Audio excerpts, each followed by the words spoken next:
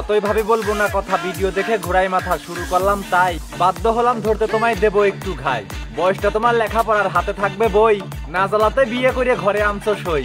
Token এখনো শক্ত হয়নি, ভাঙাইতে চাও ঘানি, কাছে না যেতেই বেরোয় যাবে তরল সাদা পানি।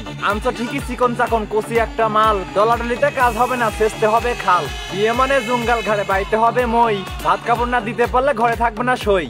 কর্ম যদি নাও থাকে তাতে প্রবলেম নাই, এসব ছেলের জন্য এখন আছে একটা উপায়। ইনকামের সোর্স না থাকলেও বউ আনবে ঘরে, বাজারে তুলবে নিজের বউকে, শরীর দেখবে পরে। শাড়ি চুড়ি কিনতে কিনতে চোখে দেখবে ঝাপসা, কাজ করতে পারবে না সে বউ দিয়ে করবে ব্যবসা। বউ দিয়ে সে ব্যবসা করবে ভেবেই রাখছে কবে, যে কোনো এক সিস্টেম দিয়ে শুরু করতে হবে।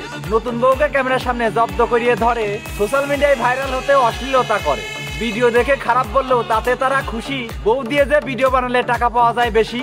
তাই তো তারা সস্তা নারী রাখিয়া তাদের পাশে, ক্যামেরার সামনে নষ্টামি করে মিটমিটাইয়া হাসে।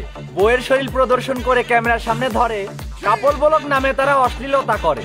এমন ছেলেদের পরিবার নাই, রাস্তাঘাটে জন্ম, কেমন করে বুঝবে তারা নিজের বউয়ের মর্ম। ভিউ কামানোর আশায় তারা ভিডিও বানায় বাজে, টাকার জন্য নিজের বউকে বিলায় মানুষের মাঝে। এদের ভিডিও দেখে দেখে দেশের পোলাপান ভাবে, বিয়ে করিয়া বউ নিয়ে তারা ওই লাইনেই যাবে।